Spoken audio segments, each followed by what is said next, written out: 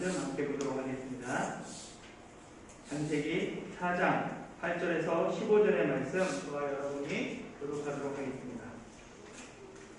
가인이 그의 아우 아벨에게 말하고 그들이 들에 있을 때에 가인이 그의 아우 아벨을 쳐 죽이니라.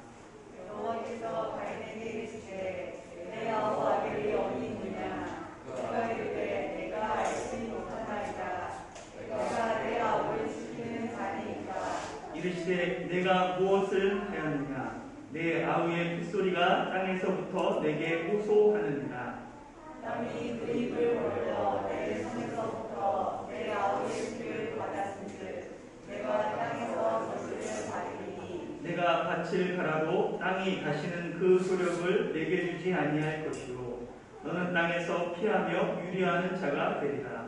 가인이 여호와께 아뢰되 내 재벌이 지기가 너무 무거우니이다. 주께서 오늘 이 지면에서 나를 쫓아내시온즉 내가 주의 낯을 배웁지 못하리니 내가 땅에서 피하며 유리하는 자가 될지라. 무릇 나를 만나는 자마다 나를 죽이겠나이다. 여호와께서 그에게 이르시되 그렇지 아니하다. 가인을 죽이는 자는 벌을 7배나 받으리라 하시고 가인에게 표를 주사 그를 만나는 모든 사람에게서 죽임을 면하게 하시니라. 아멘. 2020년 작년 3월에 보니까 로또 1등의 비극이라는 신문 기사가 있었습니다. 1919년 10월에 일어난 형제 간의 살인 사건이 로또 1등 당첨으로 시작되었기 때문입니다. 2007년 로또 1등에 당첨된 이 A씨는 1등 상금 12억을 받게 되었어요. 너무나 기뻐가지고 누이와 동생에게 1억 5천만 원씩 나눠줬습니다. 그리고 이 당첨금을 가지고 식당을 열었어요. 그리고 1억 5천을 받은 동생은 집을 샀죠. 그런데 형 A씨의 식당이 계속해서 잘 안 되는 거예요. 그러다 보니까 계속 적자가 누적됐습니다. 그래서 형은 동생의 집을 담보로 은행에서 4,600만 원을 대출을 받아요.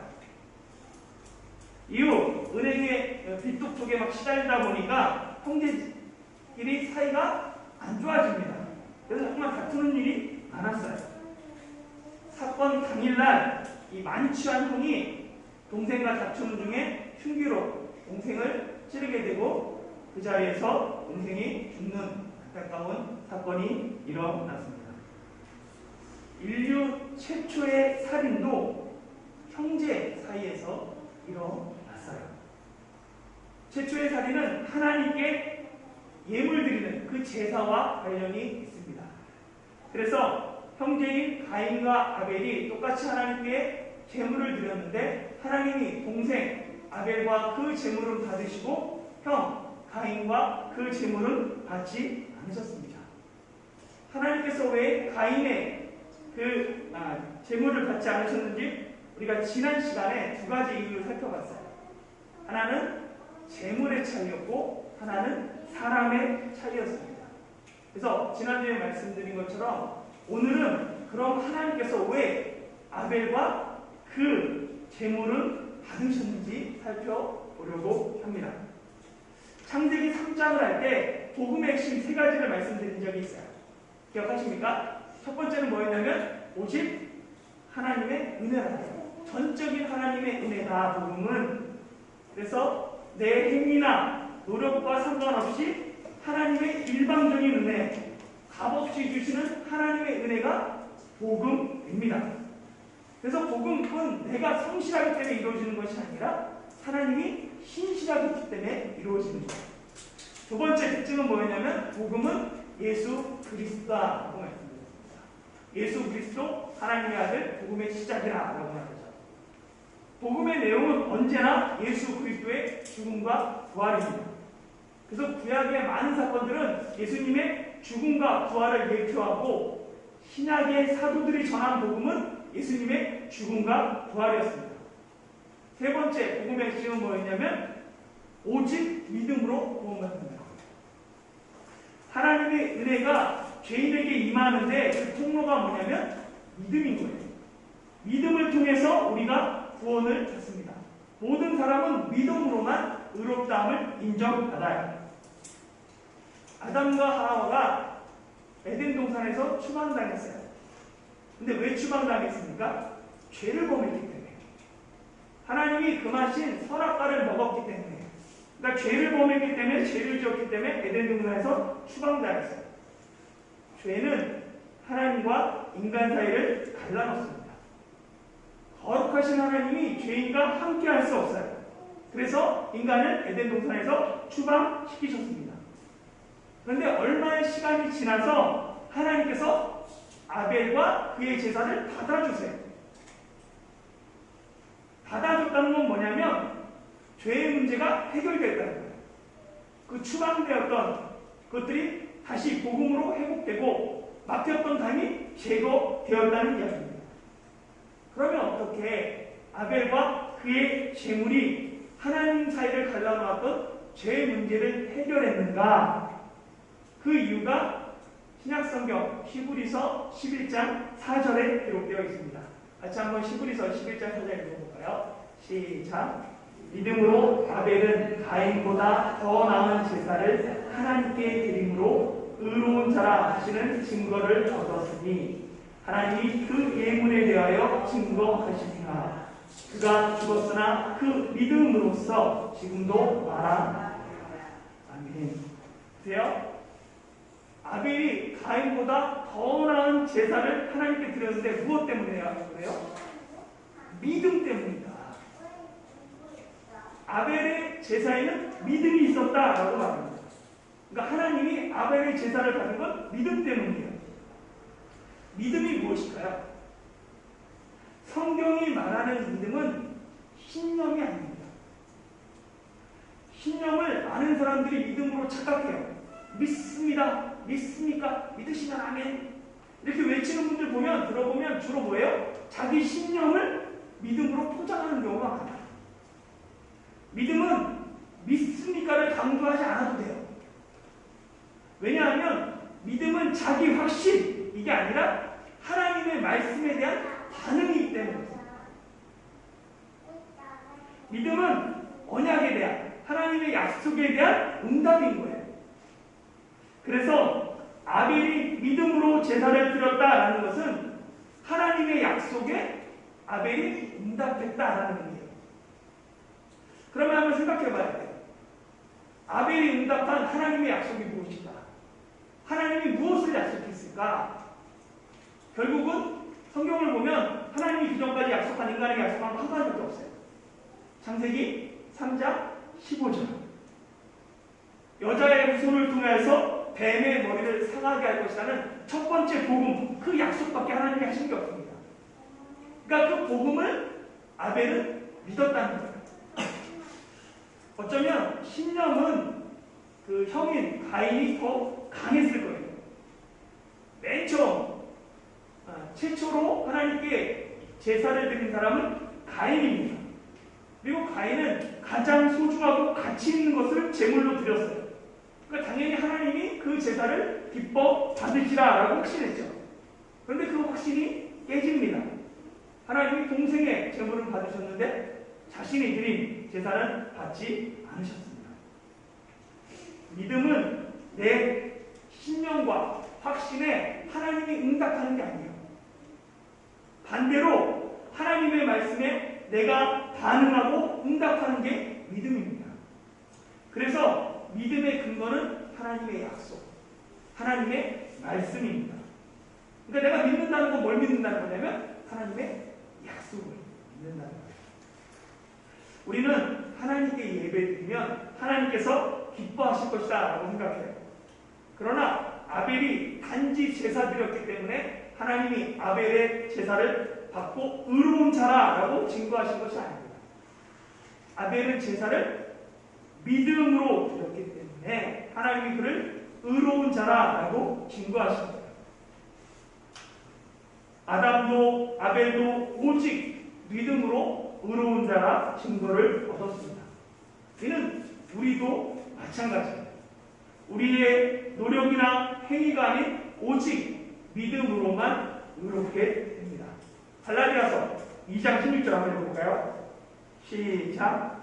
사람이 그렇게 되는 것은 율법의 행위로 말미암이 아니고 오직 예수 그리스도를 믿음으로 말미암은 줄 아므로 우리도 그리스도 예수를 믿나니 이는 우리가 율법의 행위로서가 아니고 그리스도를 믿음으로써 의롭다함을 얻으려 합니다. 율법의 행위로서는 의롭다함을 얻을 유체가 없느니라. 아멘. 우리가 예수님을 믿는 이유, 사람이 의롭게 되는 것 오직 그리스도 예수를 믿음으로 말미암은 줄 알기 때문입니다. 잘 생각해보세요. 여러분들 왜 예수님을 믿으시는지. 죄로 인해 추방당한 인간이 하나님 앞에 의롭다함을 받는 그 방법은 오직 예수님을 그리스도로 믿는 믿음뿐입니다. 결국은 이 아벨이 의로운 자라 증거를 얻은 것은 아벨의 믿음 때문입니다.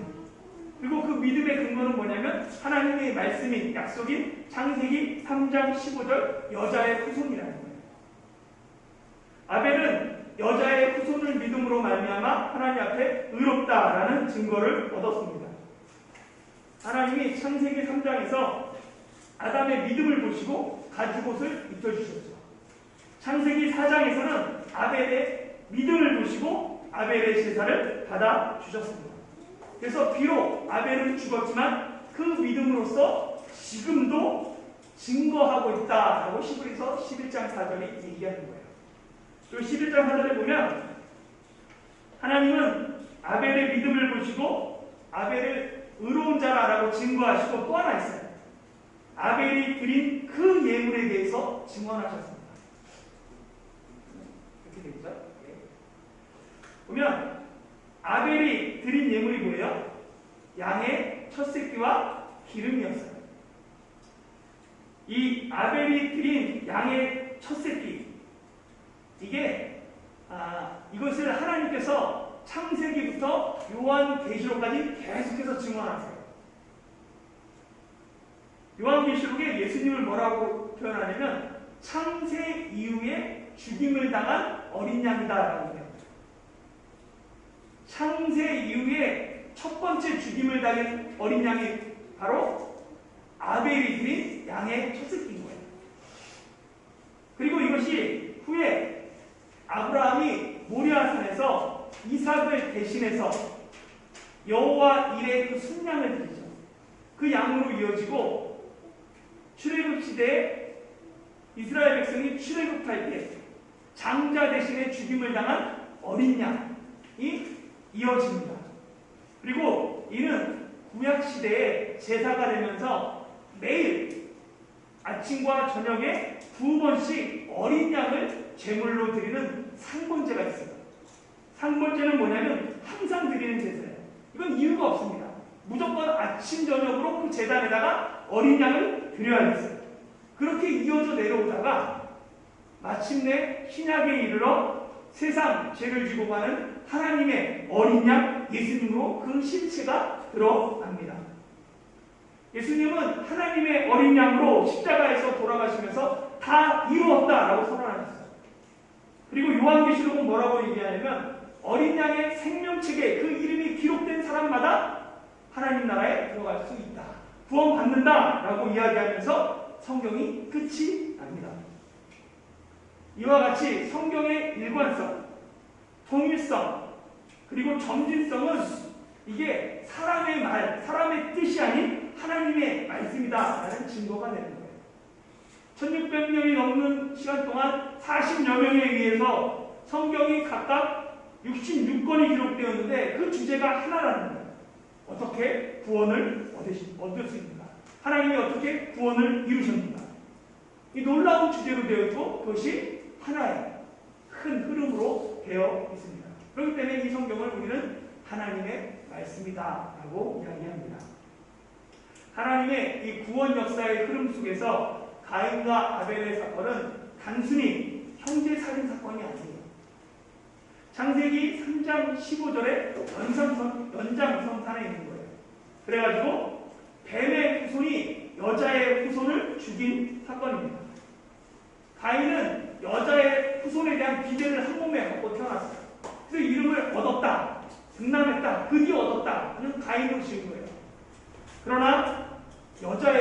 아닌 첫 번째 뱀의 후손이 되고 있습니다. 이는 가인이 스스로 회개하지 않고 뱀의 길을 갔기 때문이에요. 하나님이 결코 가인에게 아벨을 죽이라라고 말하거나 아니면 그런 것들을 원하지 않으셨습니다. 오히려 하나님은 가인에게 계속해서 여러 차례 죄를 범하지 않도록, 살인하지 않도록 기회를 주셨어요. 제가 대충 찾아봤더니 3번 정도 볼 수 있어요. 근데 그 기회를 가인이 놓친 거죠. 첫 번째는 뭐냐면 하나님이 동생 아벨의 제사를 받고 가인의 제사를 받지 않았을 때, 하나님 믿는 사람들은 내가 계획한 것들이 있어요. 그런데 잘 안 돼요. 그럼 뭐부터 생각해야 되냐면 하나님의 뜻이 어디지? 혹시 내가 잘못 생각했나? 하면서 내 자신을 돌아보는 것이 순서입니다. 그런데 가인은 그러지 않았어요. 하나님의 뜻이 어디지? 혹시 내가 뭘 잘못했나? 그러지 않고 자신의 제사가 받아들여지지 않자 오히려 분노하며 안색이 변했습니다. 문제 앞에서 가인은 분노했어요.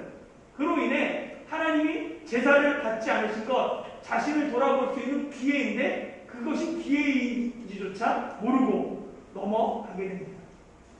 두 번째는 분노하는 그 가인에게 하나님이 내가 어찌하여 분하여 하면 어찌 되느냐, 안식이 변하면 어찌 됐냐 하면서 두 번이나 어떻게 된 거냐 물으신 거예요. 이 하나님의 질문을 통해 내가 왜 분노하고 있지? 자신을 돌아봐야 했습니다. 이는 하나님이 이어지는 그 말 중에 경고 속에 분명히 드러나요.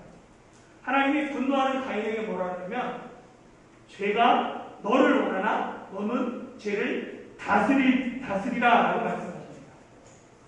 그러니까 네가 죄를에서 승리해라 라고 하나님이 경고해 주셨어요. 그런데 가인은 이 분노를 제어하지 못하고 하나님의 경고를 무시하고 동생을 살해하고 갑니다. 가인이 아벨을 죽인 사건은 우발적인 사건이 아니에요. 오히려 계획적인 범죄입니다. 그래서 8절을 보면 가인이 그의 아우에게 말하고 라고 할 때 이 각주를 보면 말하고에 보면 뭐라고 되냐면 고대 여건들에 의하면 우리가 들로 나가자가 있다고 되어 있어요.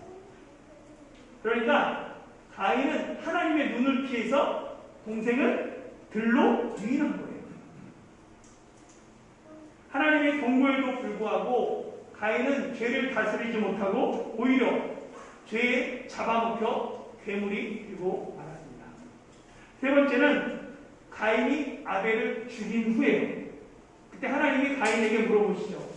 내 아우 아벨이 어디 있느냐? 그것이 마지막 그가 회개할 수 있는 기회였어요.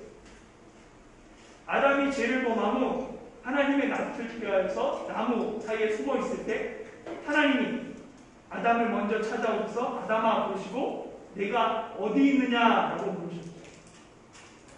가인이 동생 아벨을 죽이고 아무 일도 없는 것처럼 생활하고 있을 때 하나님이 가인을 찾아오셔서 내 아우 아벨이 어디 있느냐 동일하게 물으셨습니다. 범죄한 아담에게 기회를 주신 것처럼 하나님은 동일하게 가인에게도 찾아오셔서 그에게 회개의 기회를 주셨습니다. 그러나 이미 죄에 물들어 있던 이 가인은 회개하기보다는 오히려 내가 알지 못하나이다 라면서 하나님께 거짓을 말합니다. 사도행전 5장에 보면 아나니아와 삽비라 부부가 땅값 일부를 숨기고는 전부를 드린 것처럼 거짓으로 성령님을 속이려 했던 그 장면이 나옵니다. 인간의 욕심, 어리석음은 하나님조차 속일 수 있다라고 착각한 거예요. 죄는 하나님에게 하나님 앞에 거짓말하면서도 두려워하지 않습니다. 오히려 뻔뻔하게 뭐라고 하냐면 내가 내 아우를 지키는 자니까 하며 하나님께 오히려 대드는 모습으로 나타납니다. 하나님이 3번이나 가인에게 회개할 수 있는, 돌이킬 수 있는 기회를 주셨지만 가인은 끝까지 회개하지 않습니다. 결국 하나님은 가인에게 12절에 보면 2가지 벌을 내리세요. 첫 번째는 뭐냐면 가인이 밭을 갈아도 땅의 생산 능력이 떨어지는 거예요. 왜냐하면 이제 땅이 피를 흘리고 그것이 땅에 떨어짐으로 말미암아 살인자에게는 땅이 더 이상 열매를 주지 않습니다. 그래서 아담은 땀 흘려야 수고해야 먹을 것을 얻는 벌을 받았다면 가인은 네가 수고하고 땀 흘려도 열매를 얻지 못하는 벌을 받게 됩니다. 그리고 두 번째는 뭐냐면 땅에서 피하며 유리하는 자가 돼요. 가인이 땅에서 추방당하며 안식을 얻지 못하고 이리저리 방황하는 불황자가 됩니다. 죄로 인해 아담과 하와가 에덴 동산에서 추방당한 것처럼 가인은 아예 땅에서 추방당하면서 유리하는 자가 되는 거예요. 그러니까 아담과 하와 이후 죄가 점점 흉악해지고 그에 따른 벌이 무거워졌습니다. 이에 가인은 하나님께 내 벌이 너무 무겁습니다 라며 하소연을 합니다. 그래서 하나님이 땅에서 쫓아내시면 누군가가 나를 만나는 자마다 나를 죽일 것이다 라고 걱정하죠. 가인은 동생 아벨을 무참하게 살해했음에도 회개하지 않고 오히려 하나님의 벌이 너무 무겁다, 다른 사람이 나를 죽일까 걱정된다 라는 이중적인 태도를 보입니다. 이 가인의 대답을 보면 한 가지 의문이 들죠. 당시 아담과 하와 외에 누가 있어서 가인을 죽이는가 라는 의문이 생깁니다. 이 의문에 대한 여러 가지 견해가 있어요. 먼저는 장차 늘어날 아담의 후손들을 염두에 둔 말이다 라는 주장이 있고, 두 번째는 가인이 질에 겁을 먹어서 질은 비명이다. 세 번째는 당시 이미 많은 사람이 있었다 라는 의견이 있습니다. 여러 가능성이 있지만 성경은 창세 이후에 모든 사람과 모든 사건을 기록하고 있지는 않아요. 성경은 구속사에서 중요한 인물, 중요한 사건만을 기록합니다. 그래서 보면 4장 3절에 세월이 지난 후에 라는 표현이 나와요. 시간이, 세월이 흘렀어요. 뿐만 아니라 5장 4절에 보면 아담은 셋을 낳은 후 800년을 지내며 자녀들을 낳았으며 라고 되어 있습니다. 그러니까 가인과 아벨 외에도 아담에게서 많은 아들과 딸들이 있었음을 알게 됩니다. 하나님은 이상하게도 이 살인자 가인의 걱정, 그의 하소연을 외면하지 않습니다. 그래서 15절에 보면 하나님은 가인을 죽이는 자에게는 벌이 7배나 받게 될 것이고 가인에게 표를 주어서 그를 만나는 사람에게서 죽음을 면하게 그를 도와줍니다. 왜 하나님이 가인을 보호하시고 지키는가? 또 다른 의문이 들 수밖에 없어요. 이런 하나님의 모습은 우리에게 세 가지의 교훈을 줍니다. 첫 번째는 뭐냐면 하나님의 은혜가 살인을 저지른 가인에게도 소망이 되는 것처럼 우리에게도 소망이 됩니다. 나는 가인처럼 형제를 죽이지 않았어 라고 생각할 수 있잖아요. 난 그렇게 나쁜 사람은 아니야. 그러나 예수님은 뭐라고 그러냐면 형제에 대하여 노하는 자마다, 분노하는 자마다 살인한 자다라고 말씀하십니다. 마음속에 이미 살인했다는 거예요. 그렇기 때문에 가인을 구하시는 하나님의 은혜가 우리에게도 소망이 됩니다. 두 번째는 추수 때까지 알곡과 가라지가 함께 있는 것이 하나님의 뜻이라는 거예요. 여자의 후손과 뱀의 후손이 서로 원수가 되어 마지막 심판 날까지 서로 싸웁니다. 그렇게 뱀의 후손이 잘 되는 것 부러워할 필요가 없어요. 뱀의 후손의 공격에 낙당할 필요도 없습니다. 마지막 추수 때에는 알곡은 곳간에 들이지만 가라지는 뽑혀 불에 던져질 것이기 때문입니다. 세 번째 교훈은 뭐냐면 범죄에는 반드시 벌이 있다는 거예요. 그래서 가인을 타산지석 삼아야 한다는 것입니다. 그래서 보면 타산지석 가인 공옥에서 온 사자성어죠. 타산지석이라는 것. 그러니까 다른 사람의 산에 나쁜돌도 내 옥을 가는데 소용이 있다. 그러니까 다른 사람이 하찮게 하고 그 언행이 별로고 그렇지만 그것을 통해서 내 인격을 연마할 수 있다라는 의미입니다.